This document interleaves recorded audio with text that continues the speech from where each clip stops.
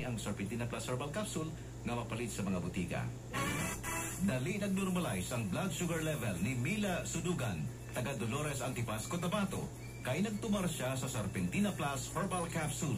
1 year, Kuya Loy, nga nagtaas ang ako na sugar. Tapos, nakabati ko sa radyo sa inyong advertise wala sa Serpentina. First time ko nga inom, Kuya Loy, gina 3 times ko siya. Ang sugar ko is 9 point something. Tapos, baba siya, Kuya Loy. Tistig siya ang kalingkuan, Kuya Loy, no? Ang Serpentina ba?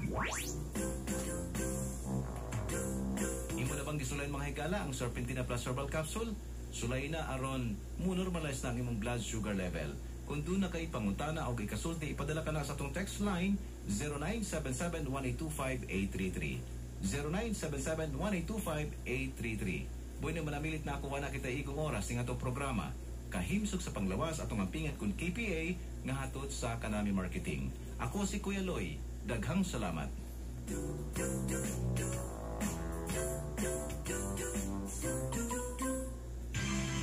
Broadcasting from the third floor of the Amando B. Amatong Civic Center, College Park, Dipolog City, Zamboanga del Norte, Philippines.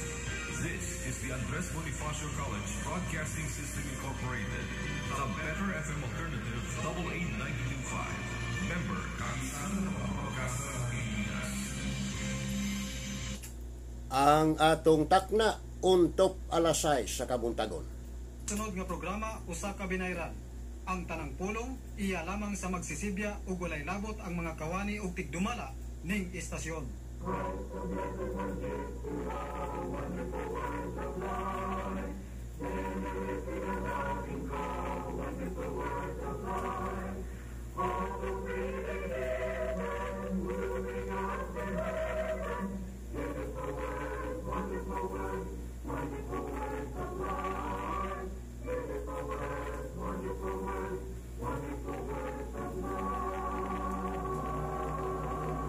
Hello, maayong buntag, magandang umaga po, good morning. Welcome sa atong tulumanon naguluhan og words of life o mga pulong sa kinabuhi. Usa ka tulumanon nga ang katuyuan mao ang pagpahibalo sa makamatuoran nga nahipatik sa balaang kasulatan. Mao ang paglaban sa kamatuoran ug maupod ang pagyagyag sa mga bakat nga pagtulunan. Bueno, naka-live broadcast kita karon diri sa atong pinangga nga estasyon DXAA 92.5 FM. Naglanog-lanog diri sa Dipolog City. Pasalamat ta sa atong pinangga ug buutan nga manager si Sir Jet Opila, kay siya mo'y kauban nato karon sa Master Control bisan pa sa Technical Department. Nya pasalamat po ta kang Justin Parangan, ang akong apo, kay siya mo'y nangunay pagkuha og video. So kining atong programa radyo na nakaibipa. So ning kabuntagon migsunan atong ipadayon ang paghisgot after baptism. Then what? Human sa bautismo, unsa ba ang mga panalangin nga atong madawat? Unsa ba ang mga benepisyo nga atong madawat? Unsa ba'y atong paglaom human sa bautismo? So sa atong mga viewers, number 1, ipakanaog punoket kay gapusot-pusot ng atong mga viewers. Number 1, Reggie Gabiula Cantorias, good morning Brad, and to all viewers, God bless us all. Then Mel Alba, Diaz Amutia, David Uyuhoy, Diaz Dicayas, Chad Clarin sa Australia, Noe Onado, dire sa Torno, Nilo Anbincia Dalman, Merinol Rachel Dalman sa Saudi, then Alan Sadura sa Cagayan de Oro, Nets Gariho Gabiula, dire sa Dipolog, and Chichi Igiya James. Matoy pa maayong buntag sa tanan. So importante ni nga masayod ta maigsunan. Human sa bautismo, unsa ba ang mga panalangin? Unsa ba ang mga benepisyo nga atong maangkon, madawat gikan sa Dios kay sugo biya na sa Ginoo Sugo na usas pinakadako nga sugo sa Ginoo matud pa ni Kristo, panlakaw kamo, himo ang tinun-an ang tanang kanasuran nga magabautismo kanila pinaagi sa ngalan sa Amahan og sa Anak og sa Espiritu Santo. So it is a must. It is essential and it is necessary nga atong matuman kung unsa may sugo sa Ginoo mo nang si Kristo nagpasidaa. Kung di ta mutuman sa sugo ni Kristo, unsa may pasidaan ni Kristo, nganong mutawag man kamo kanako Ginoo, Ginoo, apan dili mutuman sa ginasugo ko kaninyo? O kung di kita mutuman, bisan pag magsangpit ang sangalan sa Ginoo, bisan pag magsimba ta pinaagi sa ngalan ni Kristo, bisan pag magampo ta kanunay og dunay sugo ni Kristo nga di nato tumanon, wala gyud mo nang nag-ingon si Kristo, dili ang tanan nga magaingon kanako Ginoo, Ginoo, makasulod sa gingharian sa langit, kun dili kadtong nagatuman sa kabubuton sa akong Amahan nga anaa sa langit. Cesar Bauanan Suyamin, good morning brad, diya sa Bukidnon. Ato sa pabati kanyo kining usa ka awit, Just As I Am. Just as I am, without one plea, but that thy blood was shed for me, and that thou bidst me come to thee, O Lamb of God, I come,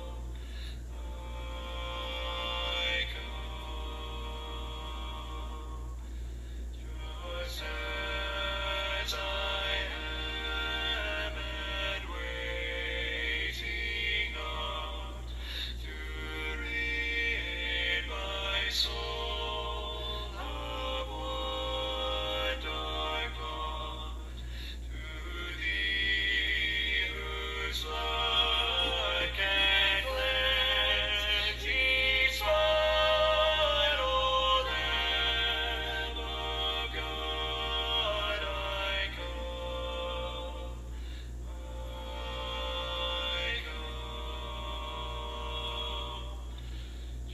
just as I am, thou wilt receive, wilt welcome, pardon, cleanse, relieve, because I promise I believe, O Lamb of God, I come,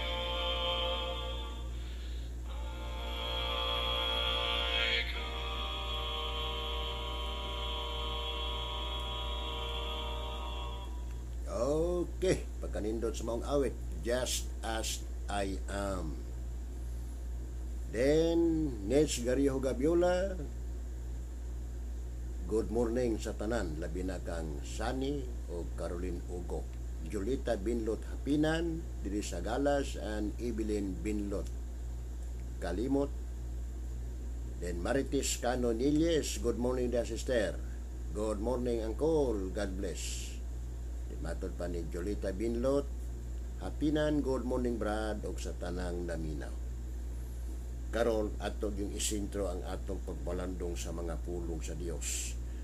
Unsa may atong makuha human sa bautismo, unsa may mga panalangin human nga madawat nato ang bautismo. Shakira Mi diya sa Malaysia, good morning day.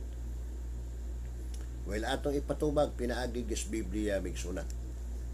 Matod pa, Buhat 2:37 ngadto 38 matod pa sa Biblia.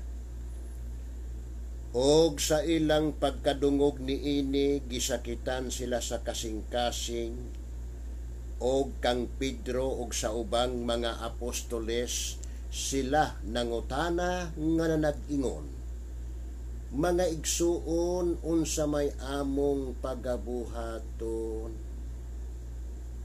Sa may tubag sa mga apostoles, labi na kang Pedro, og si Pedro mitubag kanila, pag hinulsol kamo og pabautismo kamo, ang matag-usa kaninyo sa ngalan ni Hesukristo alang sa kapasayloan sa inyong mga sala, ug madawat ninyo ang gasa nga Espiritu Santo.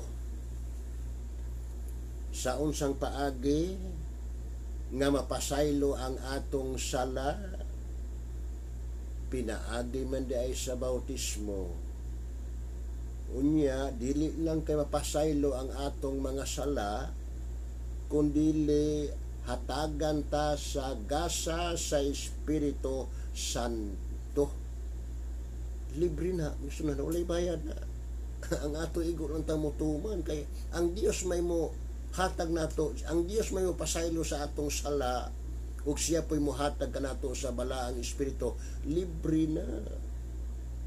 Nga ato sang balikan ng 37 kay di ay daghang na biktima ini. Sa dihang nakadungog ang mga Hudiyo ngadtos mga apostoles nga sila nagwali sa adlaw sa Pentecostes ni. Adlaw sa Pentecostes around 30 or 33 AD. Ilang nasayran nga sila di ay mga Hudiyo mao'y mastermind sa pagkamatay sa atong Ginoo. Sila mo'y mastermind sa paglansang sa atong Ginoo. Unya nangutana sila sa mga apostoles, mga igsuon unsa may among pagabuhaton. Unsay pagtawag sa mga Hudiyo, sa mga apostoles, mga igsuon.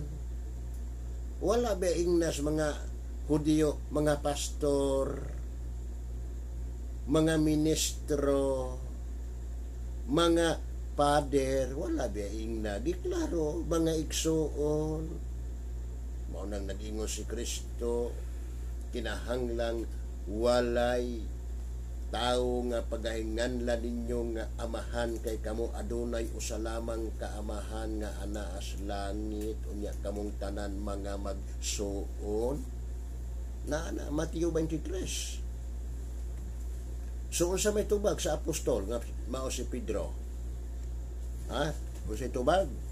Well, matud pa, og si Pedro mitubag kanila, pag hinulsol kamo. Unsay tuyo nga maghinulsol aron mapasaylo ang sala, aron mapala ang sala, salaing pagkasulti, aron ta mahugasan sa atong mga sala. Nga kay duha man diha ang benepisyo nga madawat, gawas nga pasaylo ang sala, gawas nga pala ang sala.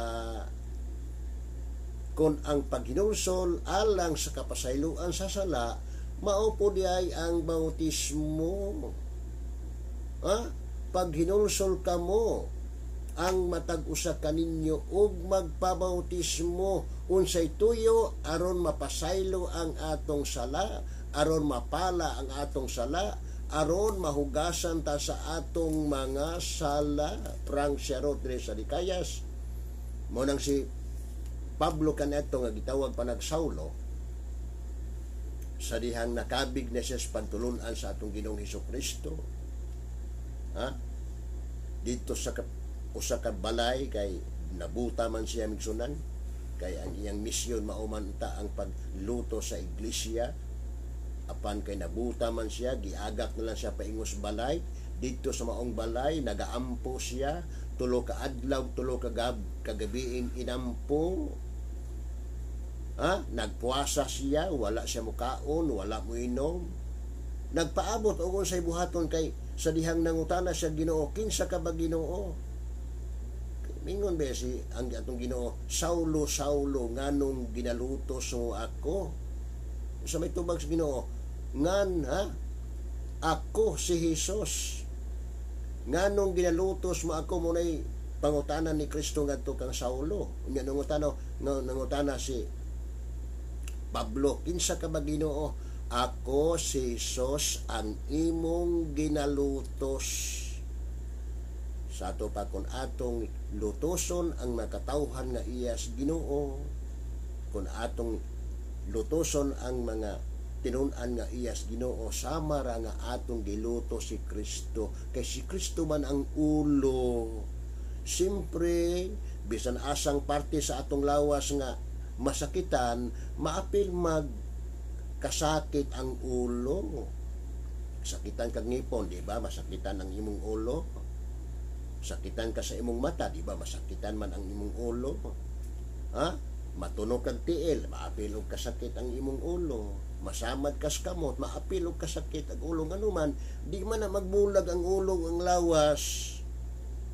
Ha? Mao na ang iglesia og si Kristo. Si Kristo ang ulo, ang iyang lawas mao ang iglesia.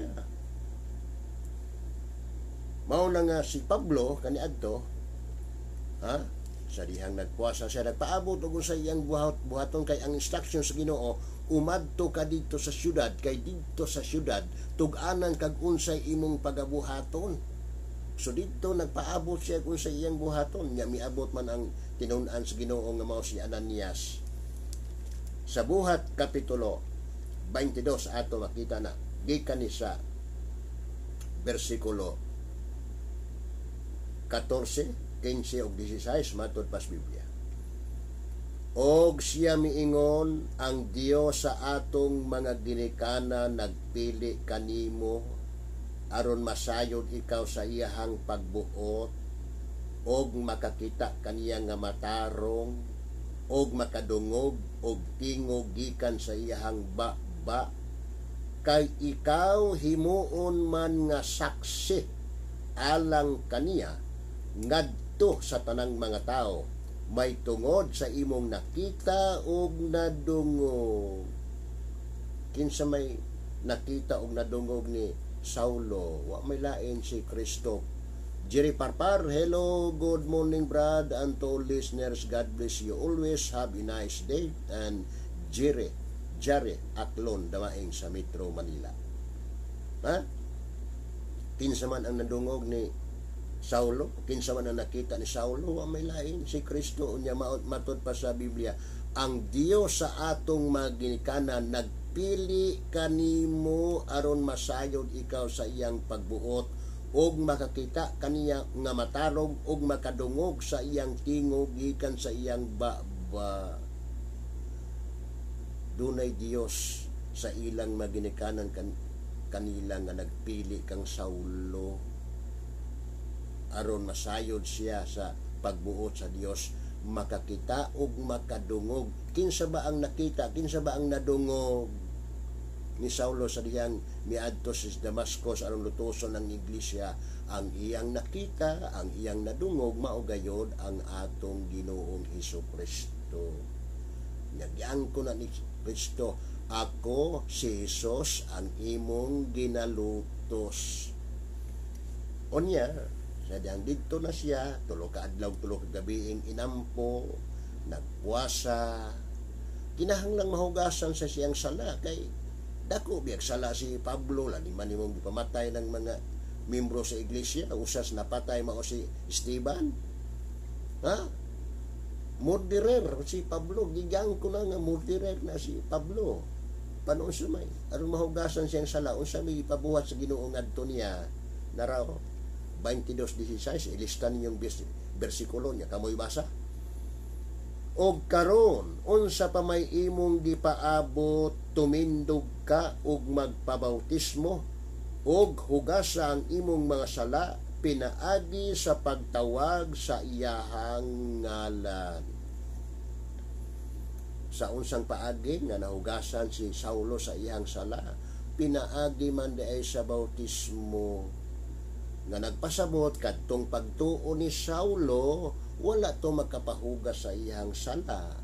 Kadtong pagbag-o sa iyang kinabuhi wala to makapahugas sa iyang sala. Kadtong iyang paghinumsol wala to makapahugas sa iyang sala. Kadtong iyang pagampo wala to makapahugas sa iyang sala. Ha?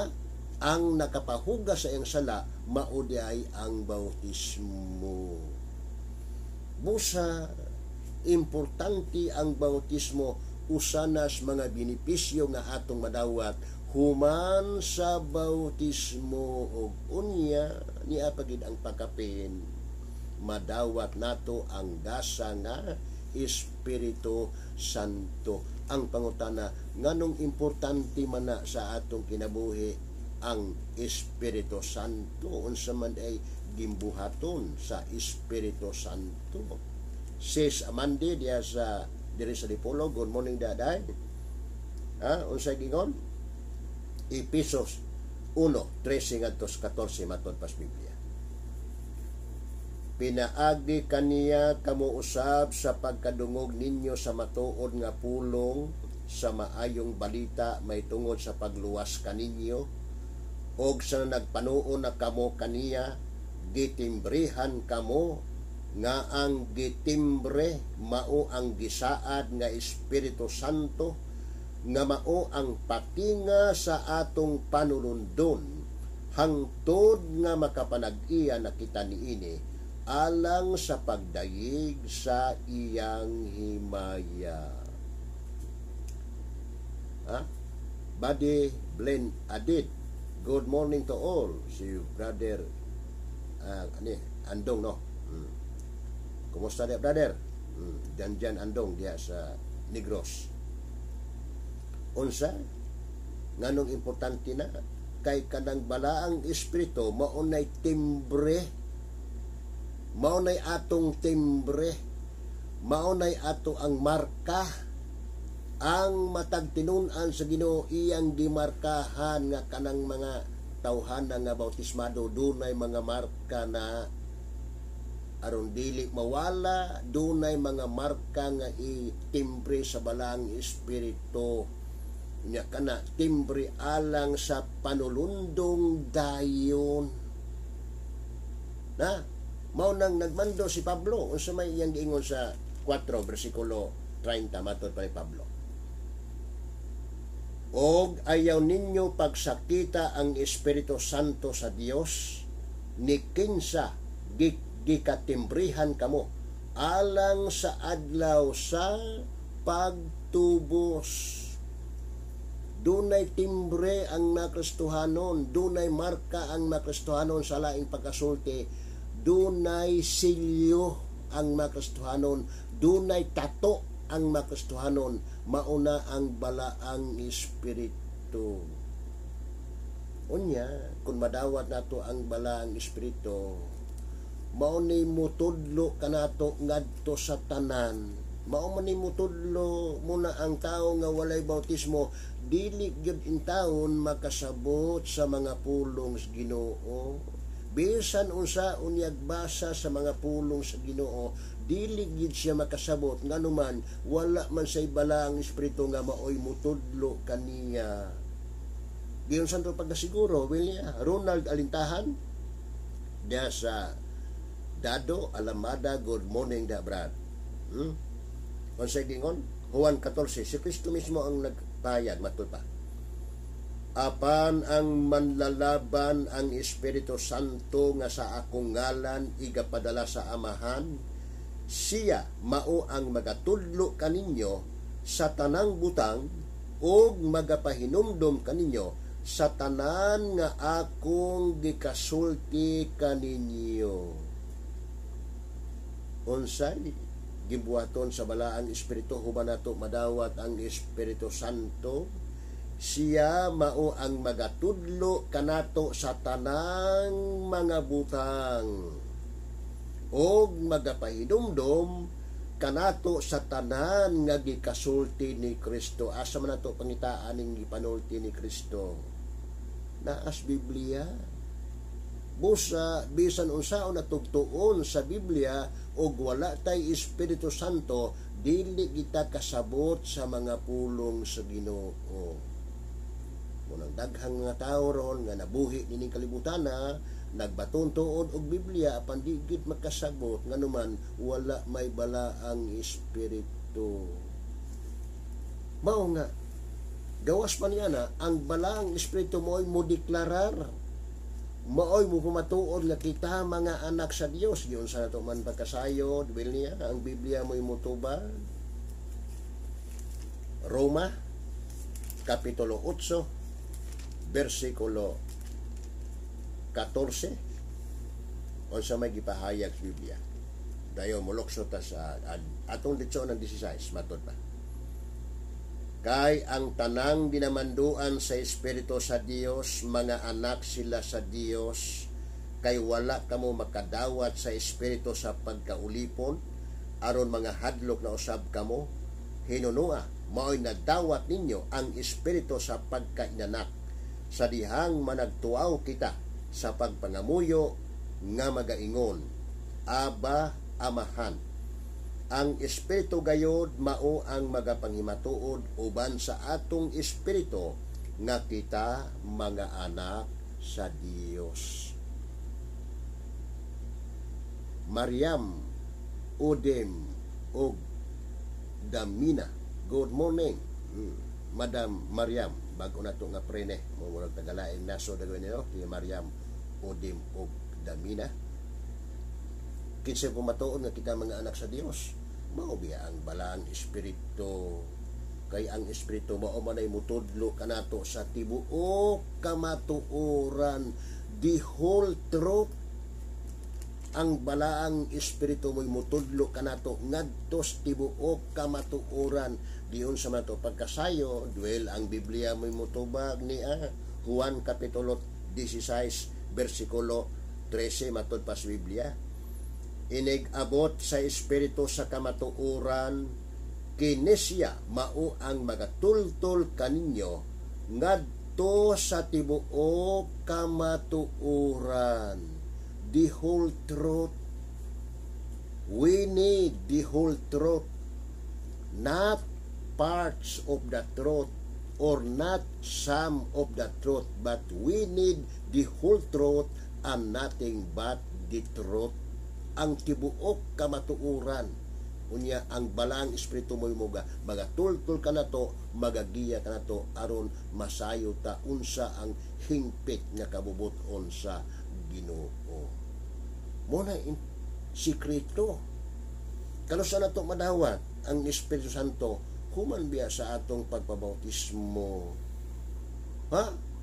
Dili kay human sa atong pagtuo, human sa pagpabautismo. Munang miingon si Kristo, ang mutuo og magpabautismo maluwas, apan ang dili mutuo pagahukman sa silo.